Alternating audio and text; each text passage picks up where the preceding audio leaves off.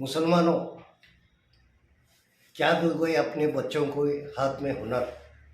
Ice cream का गाड़ा या पंचर की दुकान?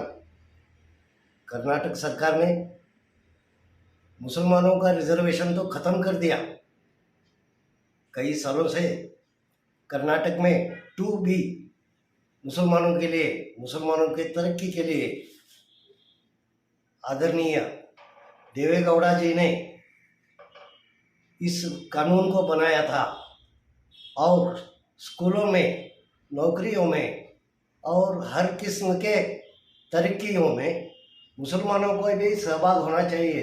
इस इरादे से टू बी ये कानून बनाकर मुसलमानों को तरक्की की एक दिशा देने का प्रयास देवेगौड़ा जी ने किया था। इस कानून के जरिए स्कूलों में, कॉलेजों में और सरकारी नौकरियों में मुसलमानों के बच्चों के लिए 4% 4% रिजर्वेशन लगाया गया था। लेकिन कर्नाटक के फिलहाल के मुख्यमंत्री, बीजेपी के मुख्यमंत्री बसवराज बोम्मई ने जाते जाते ऐसा कर गया कि उसकी हम आवाज़ तक नहीं निकाल सकते। मुसलमानों के लिए रखा हुआ रिजर्वेशन रद्द कर गया और मुसलमानों को कहीं का ना छोड़ा, कहीं का ना छोड़ा। अगर मुसलमानों में कुछ होशियार बच्चे होते हैं तो उनके लिए इन 4% में से कोई डॉक्टर बन सकता था, कोई इंजीनियर बन सकता था या कोई अफसर बन सकता था। लेकिन इस सब पर बोम्मई ने पानी फेर डाला है।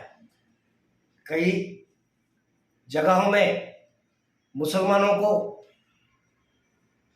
जो सहूलतें मिलती थी वो अब इससे आगे मिलना बंद हो चुके हैं। इलेक्शन डिक्लेयर होने के सिर्फ एक दिन पहले बोम्मई जी ने मुसलमानों को रिजर्वेशन रद्द करने की घोषणा की और दूसरे दिन इलेक्शन डिक्लेयर कर दिया। यहाँ तक कि मुसलमान अपनी आवाज़ भी नहीं दिखा सके। आज मुसलमानों की हालत कानूनी तौर पर बद से बदतर हो गई है। हमारे कौम में ज़्यादातर बच्चे लिखते पढ़ते नहीं हैं। ये मैं नहीं कहता, ये कई कमीशनर ने इसका स्टडी किया सालों साल और बता दिया कि मुसलमानों के बच्चों को लिखना पढ़ना दुश्वार हो जाता है क्योंकि उनकी माली हालत ठीक नहीं होती। उम्र के 10 साल से ही ये बच्चे कई होटल में कबशी धोने या कहीं गौंडी काम में या कहीं कुछ और काम करते करते अपनी ज़िंदगी बसर करते हैं।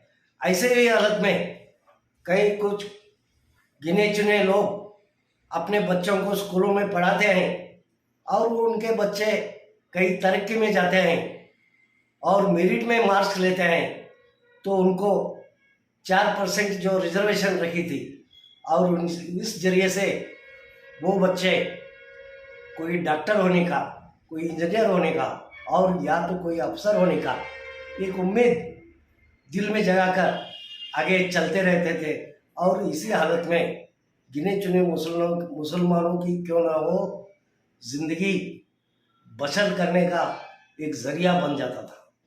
लेकिन बोम्मई ने बहुत बेरहमी से ये कानून बनाया और कर्नाटक के मुसलमानों को दिखाया कि तुम तो नहीं, तुम्हारा वोट भी नहीं और तुम भी कहेंगे नहीं, तुम्हें कुछ नहीं दिया जाएगा, तुम्हें कुछ नहीं दिया जाएगा।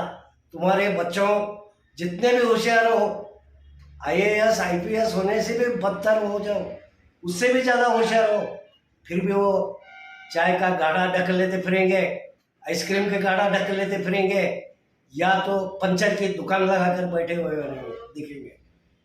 भाइयों, मैं ये इस तलब से कह रहा हूँ, इससे पहले फ्रूट बेचने वालों को बोम्मई के काल में चाकों से भोंका गया, बुजुर्गों को भी भोंका गया। यात्रा में दुकानें लगाने पर वहां से उनको मार पीट के भगाया गया। गोश्त की दुकानों का या बीफ की दुकानों का या चिकन की दुकानों का कुछ सवाल ही नहीं है। हाँ, सवाल ही नहीं है। क्यों कि ये बिजनेस तो ज़्यादातर मुसलमान ही कर सकते हैं। अब तो बीफ के दुकानों का सवाल ही नहीं है। मुसलमानों के कई घराने बेसहारा हो चुके, बीफ का धंधा बंद हो गया, बीफ में काम करने वाले लोग बाहर हो गए, उनके साथ जो दलित थे काम करने वाले इस बीफ के व्यवहार में, वो भी बेसहारा होकर दर बदर भटकते रहे हैं। इनको दूसरा कोई काम भी नहीं आता और इन्हें दूसरे कोई अपनाती भी नहीं। रही बात चिकन के दुकानों की, चिकन के दुकान भी कई हिंदू मुस्लिम मिलकर चलाते हैं, लेकिन इन पर भी आगे चलकर पाबंदी आने वाली है। तो भाइयों, मेरा कहने का मकसद हो यह है, अगर ये 2B रिजर्वेशन कर्नाटक में ख़त्म हो जाता है तो समझ लो कि अगले इलेक्शन के वोटर लिस्ट में मुसलमानों का नाम भी नहीं रहेगा।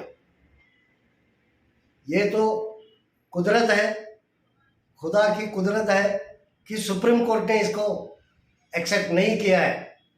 तो भाइयों, मेरा ये कहना है, बीजेपी पार्टी कभी भी मुसलमानों को अपनाने वाली नहीं है और ये हमेशा की मुसलमानों की दुश्मन है। उनका कहना है कि भारत में मुसलमानों का कुछ है कि नहीं, लेकिन भाइयों, सबसे ज़्यादा कुर्बानी तो मुसलमानों ने ही दिया है आज़ादी के लिए। और इसके बाद जब भारत आज़ाद हुआ तो दलित, पिछड़ों और सबके साथ एक देश चलाना है। और ऐसा ही संविधान डॉक्टर बाबा साहेब अम्बेडकर ने अपने देश को बहाल किया है।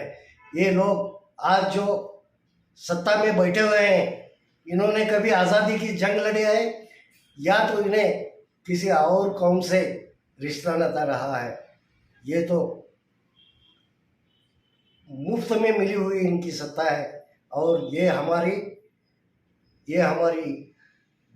बद हालत का नतीजा का फायदा ये लोग उठा रहे हैं। अब तो मुसलमानों होश में आना बहुत ज़रूरी है और इस हर इलेक्शन में बीजेपी को किसी तरह से हराना है, वरना अगले इलेक्शन के वोटर लिस्ट में आपके नाम ही नहीं रखे जाएंगे। ये एक असली सच है।